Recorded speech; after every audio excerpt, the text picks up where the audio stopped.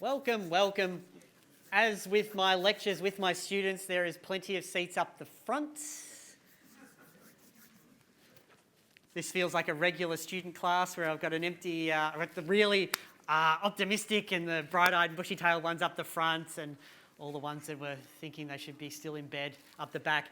I'm just going to start with a quick video just while we have a couple of stragglers coming in, and then I'll get stuck into the presentation in earnest.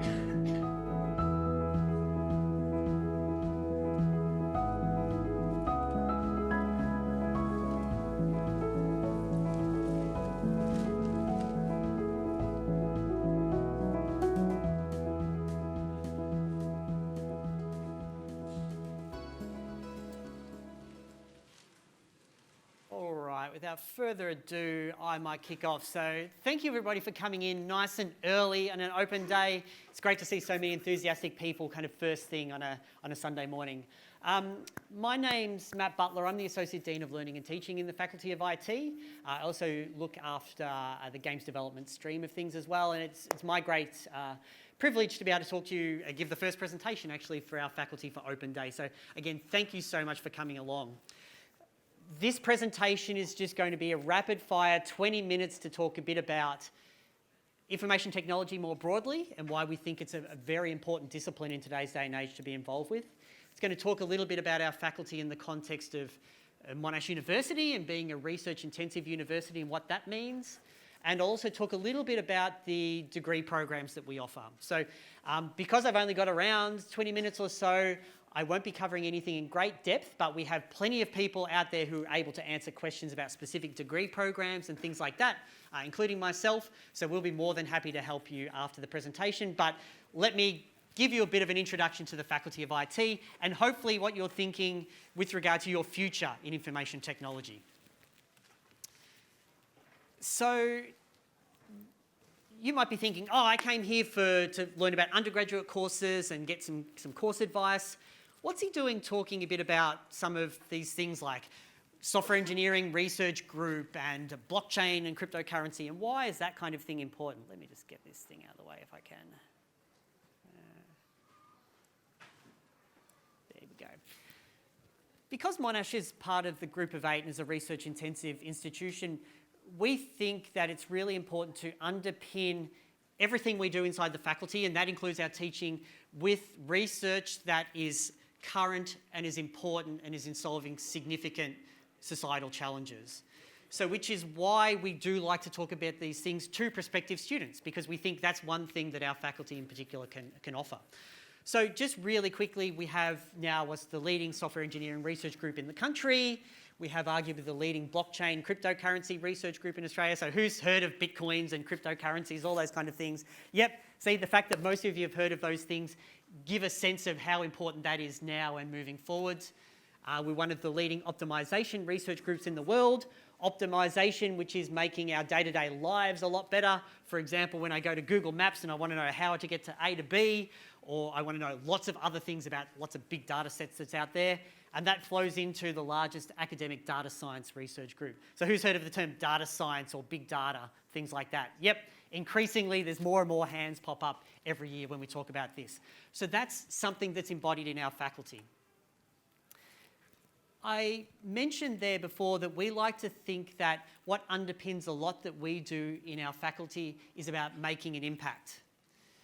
It's one thing to kind of squirrel away in your office and do some research and focus on this little bit here and there, but while we do bits of that, we like to think that the work that we do has the potential to have an impact. And that's not only our research, that is all of you taking an undergraduate degree and us training you up, I guess, in a sense, to be able to go and make an impact out there. It's one of Monash University's big vision statements as well.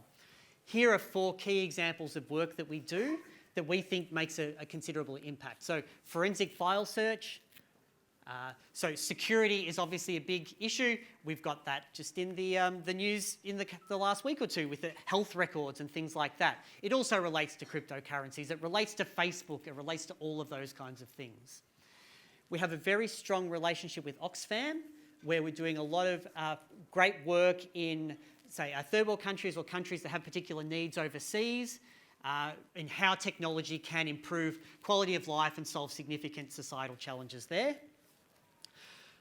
We've possibly all been stuck at the airport, sitting on a plane, sitting in fog, thinking when we're going to leave.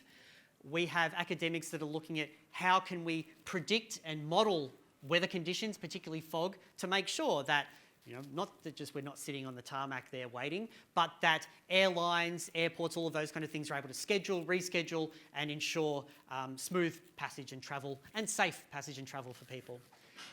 We also do things in heritage informatics, which is where we like to see ourselves as an interdisciplinary area as well, which means we're not just very much technology focused, but it's how technology relates to business or, in this case, history and geography, or all different kinds of disciplines.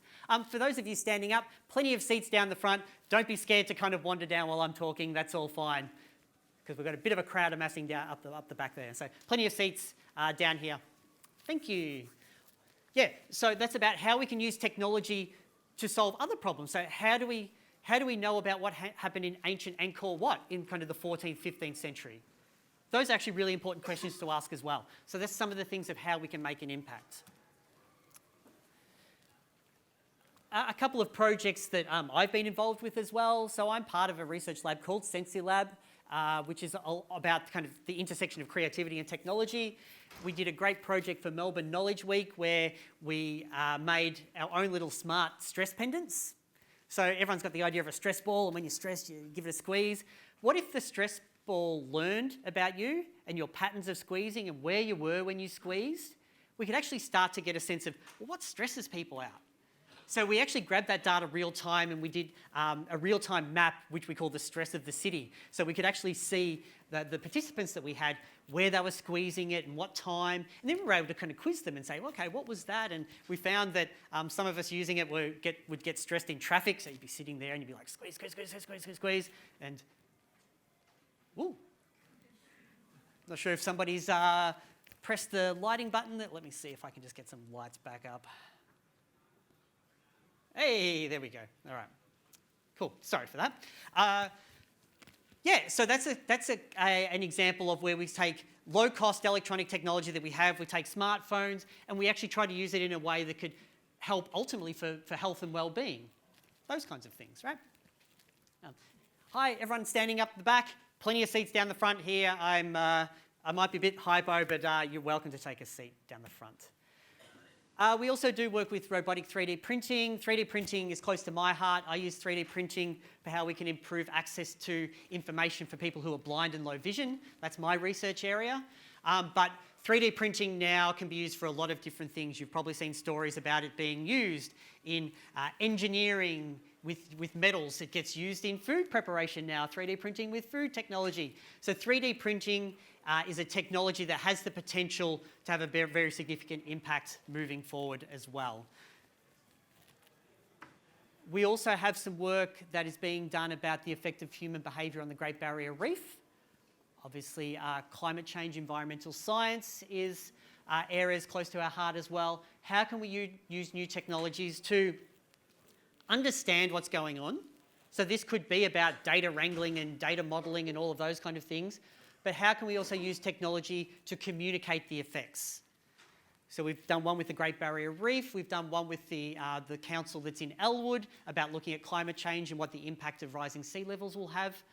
And it's amazing when you present what is actually very complex data sets and algorithms, but when you present them in virtual reality or augmented reality or something like that, you can start to influence people's thinking and get them to appreciate kind of the broader issues that surround those things. So we look at technology not just to kind of create a technological solution to this, that and the other, but how can we also use technology to communicate these ideas and help the kind of society at large to better understand things. I say those things and go through these projects because I hope what they do for a potential undergrad student, which is probably most of you in the audience, is to say, when you come to the Faculty of IT and come to Monash University to do a degree, it's not just about, okay, I'll do this degree and then I'll get that undergrad bachelor's and I can tick those subjects off and have that particular skill. But the base that goes into those subjects is underpinned by a lot of the research that we do. And we think that things about societal change, the impact that we as technology experts can have, is much more about can you write a bit of code or can you use a database or things like that. We actually want to think about the bigger picture of things. So that's why we think it's important to talk a bit about those projects. Here at Monash University, we like to consider that we've got a large cohort of world-renowned academics and researchers. We have part of our job is to do research that involves international partners and all of those kinds of things. Our degrees are accredited by the Australian Computer Society. It's important that the main governing body or overarching body for computing education in the country endorses what we do and supports our programs. We think that's very important. In terms of teaching innovation, I'll talk a little bit more about that in a sec. We think that we have the spaces, the staff and the technologies to create quite a new teaching experience, because in today's day and age, it's not just, this kind of lecture really probably shouldn't cut it anymore. It should be more interactive. There should be more things going on. So that kind of stuff. We consider ourselves the leader in industry-based learning and industry experience opportunity. So you'll see lots of people that have badges saying, ask me about industry-based learning. Our IBL program, I think, is second to none and offers very good opportunities for our undergraduate, for our students to get placements in industry. And what's actually quite different about us is we're a dedicated faculty of IT, which is not common these days, right? So most IT programs are wrapped up in other faculties and other disciplines. So parts might be in business, parts might be in science. We're a dedicated faculty of IT. We think that allows us to, that's a strength in that we have a dedicated cohort. And that doesn't mean that we don't work with those other disciplines and other faculties, because we do very closely, but it allows us to have a really strong core by which to offer our programs and conduct our research. What year level? Who's in year 12? Cool. 11? 10? 9? 8? Hey, there's a hand. 7? I won't go any lower than that. So here at Clayton, you may notice, and if you've spent any time around Caulfield and Clayton particularly, there's always buildings and works going up. The really exciting thing for us in the Faculty of IT is that the Technology, Education and Design building is going to be going up over there, which is going to be a specialist space for us to teach and to research with all of you. So that's a really important thing that we have on the horizon coming up in around 2020. So that's why it kind of says year 11. It symbolises a bit of Monash's commitment to creating innovative and new teaching spaces. Those of you that came in from that side of the campus might have noticed a building near the front that had kind of some metal wavy stuff around it. That's the relatively new learning and teaching building. If you have a chance to go in there and look at the teaching spaces, they're quite amazing because they are not like this. They are flatter spaces with work areas. They can still hold 200, 300 people, but it's about how do you teach in different ways rather than just kind of one person up the front of a class. Hi, plenty of seats up the front. Feel free to wander down. A little bit about IT in general. So IT industry offers one of the highest salary averages in Australia. That's from the Graduate Careers Australia survey. The average Australian IT salary is $112K, which is not too bad. I would be happy with that. Hey, boss. So this is a really exciting area, not just because of all the work that's being done, but for the demand for people in this space. Demand for people in this space means salaries go up. Right? So this is it's always a good thing. So this is for the parents who may be thinking, oh, what should my daughter or son do? Here's maybe something else as well. And for those of you who are thinking about what to take on, you can get a pretty good salary pretty early on out of your degree. This is some results from the Australian Government Department of Jobs and Small Business about what types of jobs and what areas in IT or jobs and areas are booming, right? So we've had this idea of this future in IT, and I've talked a lot about the research and things going on. But the other thing is that jobs in information technology and related areas are still heading skyward. So you can see it goes from kind of web multimedia specialists up there, 2.3% rising up, networks professionals. We start getting into database, system admin, security, because obviously security is now vital to everything, support, software developers and programmers. Almost all facets of IT have this job trajectory that's going up. Right? So it says that by undertaking study in information technology, you are in an area where the number of jobs is still increasing, is going to continue to increase for quite a while yet. And regardless, I guess, of what particular sub-discipline of information technology you're interested in, it's most likely in the same situation. So that's always comforting as well when you're about to enter a 3 or a 4 year degree. So here's the really quick overview of what you can study as a Monash IT student. So again, apologies for kind of how quick I have to go through this, but it's just to give you a broad taste of things so that you can run at everybody else who has these green lanyards out the front and bombard them with all the questions. And so you can say, oh, Matt told me to come to speak to you, and they'll freak out a little bit, but that'll be fine. That's what they're here for today. With regard to undergraduate degrees, we have four options. 2 are here in a bit bolder, and I'll talk about the other 2 as well. We have what's called a comprehensive degree. Comprehensive is a word that Monash University uses for a number of its degree programs. Ours is the Bachelor of Information Technology, nice and simple. It's called comprehensive because it follows the same structure as a number of other degrees around the university, where it has 8 subjects that are common: programming, database, systems analysis, etc., etc. You then choose a major, which is 8 subjects. Here's the 5 majors that we currently offer: business information systems, networks and security, games development, interactive media, and software development. And then you have 8 electives. Right? 8 electives being free reign from anything around the university. Hopefully some of you are like, hang on, if a major is 8 units and I've got 8 electives, does that mean I could do a double major? And the answer is, for the most part, yes. Sometimes we have to do a little bit of working out for your course map, but certainly in our faculty, you can do a double major. Right? So you might be saying, I can't choose between software development and networks and security. Well, don't make a choice, do both. You also have the ability to do a major from other faculties. That's obviously subject to some of their entry requirements and prerequisites and things, but certainly that's on the table as well, because you might be saying, well, you've said IT is this global thing and it's cross-disciplinary. Why wouldn't I do a major from somewhere else? And we'd say, yes, you should. Think about supporting your degree with something that'll turn into something else. It also allows you to form double degrees a lot easier as well, because you take the core and the major from ours, you take the core and the major from another one, smush them together, and you've got 2 degrees in 4 years as opposed to 6 years. Bachelor of IT is a 3-year course. We have computer science. So rather than saying you do these general 8 units and then you choose a major, computer science program is 3 years as well, 24 subjects as well, but it's all dedicated to computer science. It has some overlap with the other degree, obviously, but for the most part, it's very dedicated on computer science. With that, you can also do a specialisation in data science if you like. So you can take that algorithm stuff and say, oh, can I smash it together with some big data kind of questions? And you can do a specialisation in data science.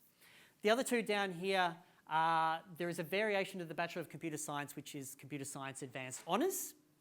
That's a 4-year degree. It's quite an elite degree, I guess, in terms of ATAR and numbers of people that we have in it, but that's because we start to embed research in that degree basically from day one. And so we like to get students into real research projects with our research labs around the faculty. Obviously, we've got a finite number of academics who can supervise and those kind of things, which is why it's a bit specialist. But it's very much about thinking, if you want to place your computer science in a research context, that's the path for you, and you come out with honours. The other one down the bottom here is the Bachelor of Software Engineering. So that is technically offered currently by the Faculty of Engineering, although the reality is we teach the vast majority of units in that because it's related to software engineering processes. You do a common engineering first year because it's offered as part of engineering, and then you get into your specialisation of software engineering. We can talk a bit about that out there as well.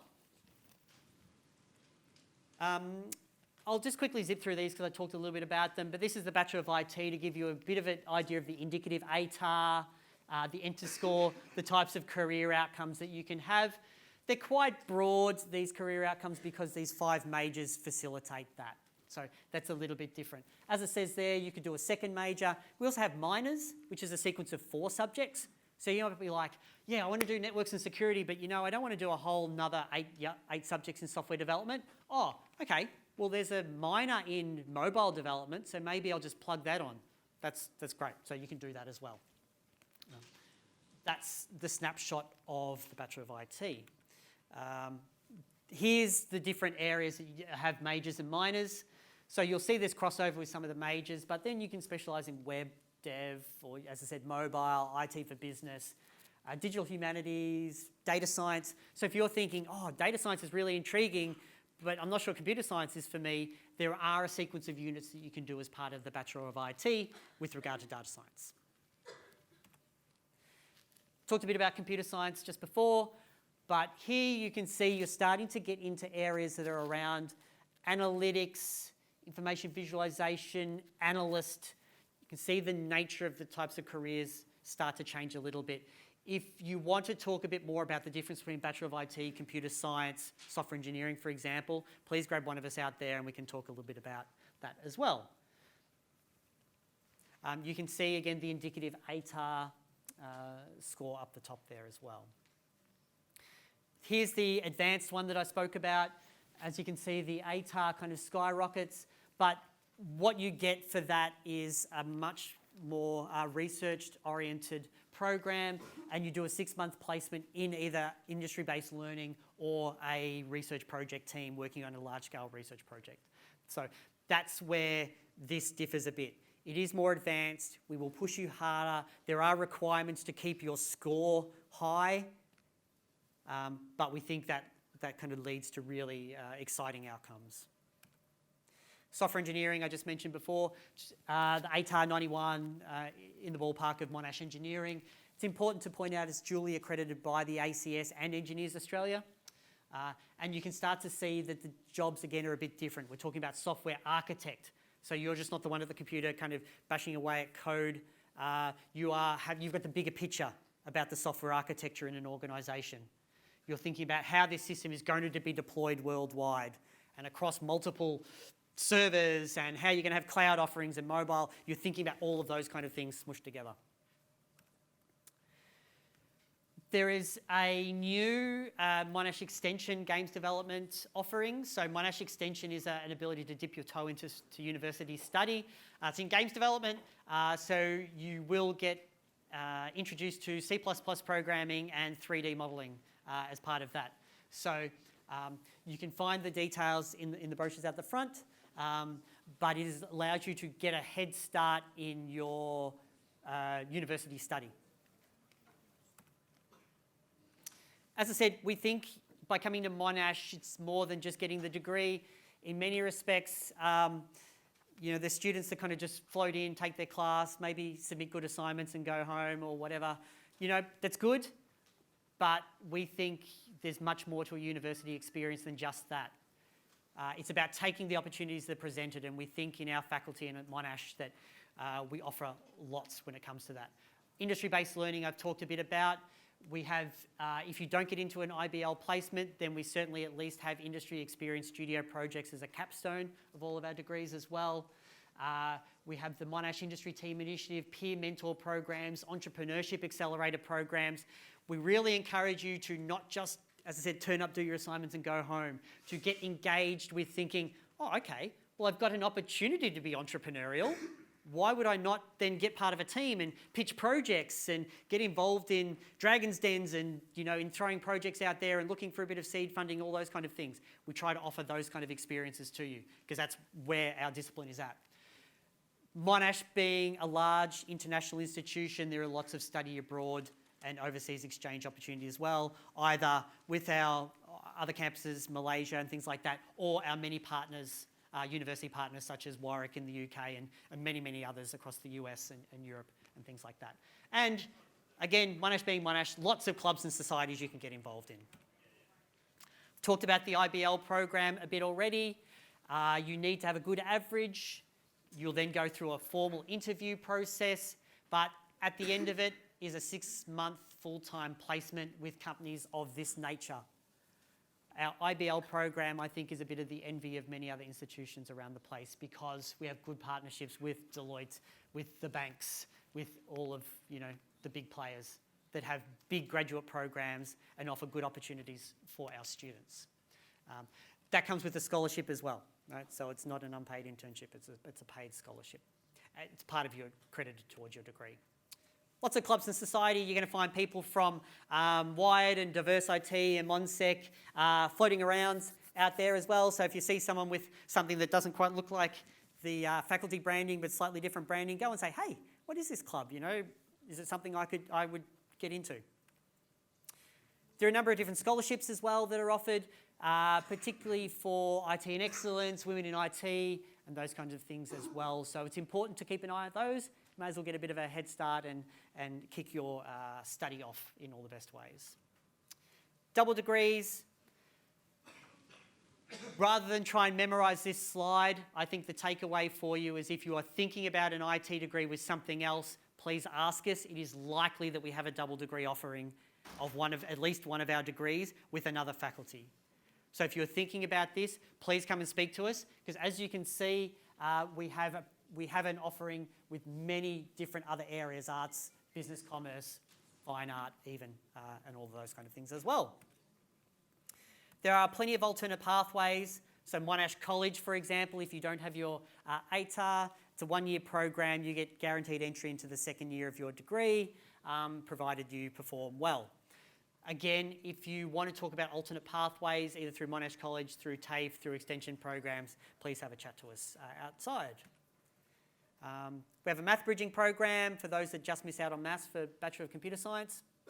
So again, if you think something is a blocker to get into the degree program of your choice, or might be a blocker, please come and speak to us about it because we try to offer as many opportunities for people to get into our degree programs as possible. Again, I talked a bit about TAFE, transfer from other institutions, other Monash courses and the like. We do have a number of postgraduate. Anyone interested in postgrad here? Yeah, a couple of hands. Awesome. Please come and talk to us about postgrad offerings. So we have cognate and non-cognate offerings, which means I've already got a background in IT or I don't. We have master's offerings for you, and depending on what area you want to be in, whether it's more general IT, whether it is security, data science, business information systems, things like that. So please come and speak to us a bit about what postgraduate offerings we have. We've got a bunch of events that are coming up later this semester, so for those of you still at high school, we have a coding boot camp in the holidays, as well as just a more general IT boot camp called Take Control in that same week as well. And I think that will do it, because that gives me 2 minutes to spare, and I think I'm probably about to hit my limit. So thank you again, everybody, for coming along. It's really greatly appreciated. You don't have to run off. Oh.